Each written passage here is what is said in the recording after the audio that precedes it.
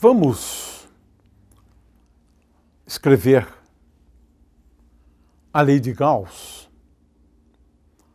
agora utilizando o teorema de Gauss. Ou seja, em geral, escrevemos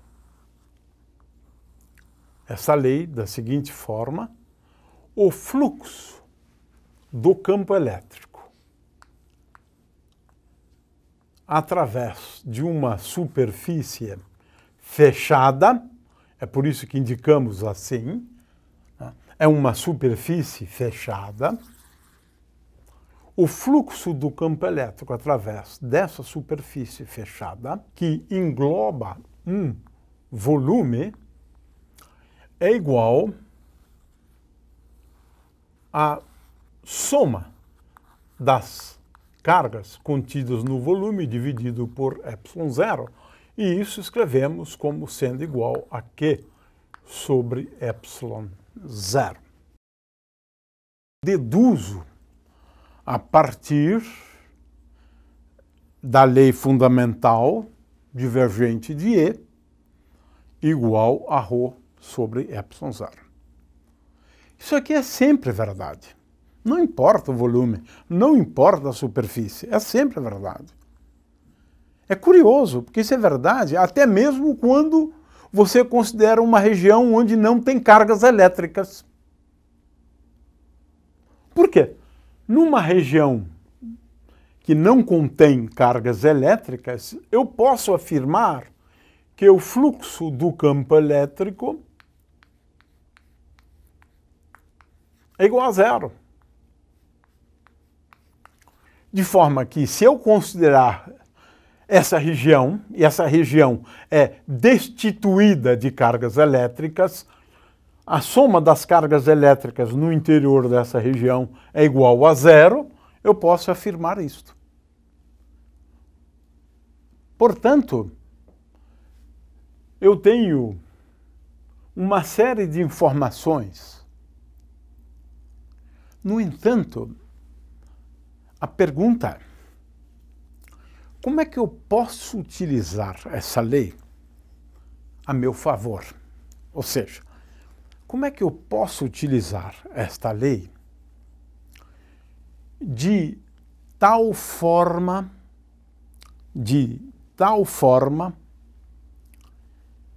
a que, utilizando esta lei, eu consiga determinar o campo elétrico? Agora sim. Agora essa lei passa a ser bastante útil. Ela é sempre verdadeira, mas eu preciso saber sob que circunstâncias essa lei se torna útil. Útil para quê? Para calcular o campo elétrico. Bom, esta é uma das principais dificuldades, né, que a gente tem para explicar quando, como e por quê a gente faz uso desta lei aqui. Em primeiro lugar, essa lei só é útil quando eu puder escrever, por exemplo, que o campo elétrico é um campo sempre radial. Portanto, eu vou escrever aqui ER, e que depende apenas de R vezes ER, ou seja, ER vezes R sobre R. Veja, aqui eu já estou adivinhando ou prevendo alguma coisa a respeito do campo elétrico. Eu sei que o campo elétrico é um campo elétrico radial. Sem isso, não temos a menor chance de determinar o campo elétrico. Por exemplo, se eu tenho aqui uma região ou um plano infinito, eu tenho aqui um plano infinito, eu sei, por argumentos de simetria, que este campo é um campo perpendicular ao plano. E mais, o campo deste lado tem um sentido oposto ao campo deste outro lado. Neste caso, nós temos um exemplo de simetria. Na verdade, é uma simetria sob reflexão. É como se tivéssemos aqui um espelho. E esse campo elétrico é uma espécie de campo refletido no espelho. Portanto, aqui eu tenho a primeira simetria, né? É uma simetria sob reflexão, ou seja, quando eu troco x por menos x, o que acontece nesse caso, o que nós estamos dizendo é que ex de menos x é igual a menos ex de x. É uma simetria por reflexão.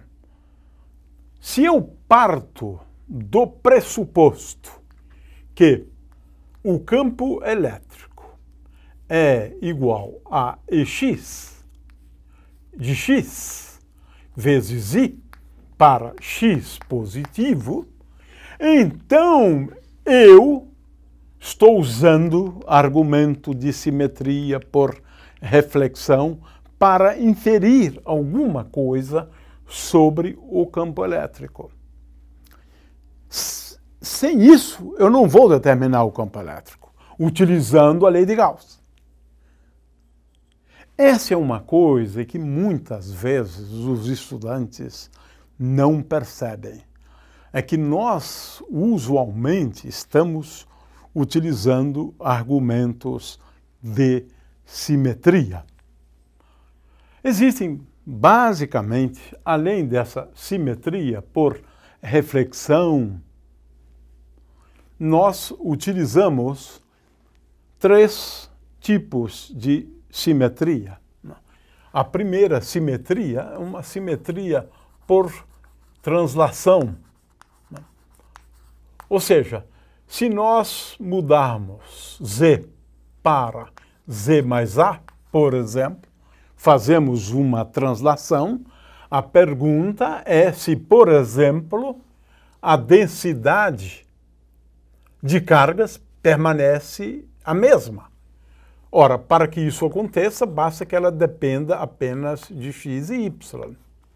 Você já tem uma simetria de translação. Eu posso ter simetria de translação ao longo de planos, no caso um plano, posso ter também ao longo de um outro plano, y indo em y mais b, né? E, nesse caso, basta que a densidade dependa apenas de x. É claro que se depender de x, você não tem simetria de translação ao longo de planos. X indo em x mais c. Se existe simetria de translação, e aqui o melhor exemplo de simetria sob translação é o caso de uma rede cristalina, de acordo com essa figura. Se eu me deslocar de uma quantidade suficiente, eu vou ver a mesma situação depois desse deslocamento. Se eu tenho simetria por translação, então é natural esperar que o campo só tenha a componente x e que essa componente x depende apenas de x. Logo, usando um argumento de simetria translacional, eu vou fazer uma inferência sobre o campo elétrico. Existe um outro tipo de simetria, né? Simetria rotacional, é quando a gente faz uma rotação, por exemplo, em torno, né, do eixo Z, e existem muitas figuras que exibem essa simetria, como essa que eu estou mostrando aqui. Você vê que se eu fizer uma rotação por um ângulo qualquer, essa figura permanece a mesma. Então, no caso do eletromagnetismo, muitas vezes a densidade de cargas depende apenas da coordenada que usualmente designamos por ρ.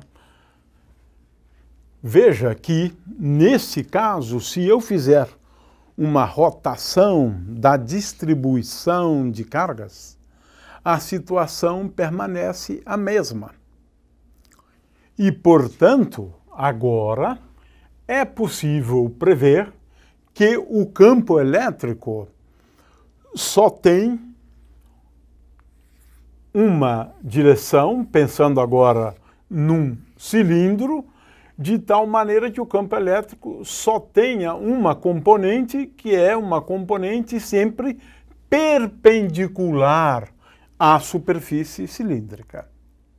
Finalmente, podemos considerar uma simetria, que poderíamos denominar de simetria radial, é aquela para o qual a densidade de cargas só depende da distância. Em cada ponto, só depende da distância até a origem. Neste caso, podemos assegurar que o campo elétrico há de ter apenas, como havíamos escrito antes, uma componente radial. Uma componente radial. Portanto, devemos sempre lançar mão de argumentos de simetria para inferir alguma coisa sobre o campo elétrico. Digamos, chutar, não? Seria a melhor palavra. Mas chutar de tal forma que nós tomemos como base para o chute o argumento de simetria. Tudo depende disso. E sem isso, não é possível, muitas vezes, a gente resolver alguns problemas. Ou seja, o uso da lei de Gauss para determinar o campo elétrico requer que façamos hipóteses sobre o campo elétrico. E essas hipóteses são baseadas sempre em argumentos de simetria.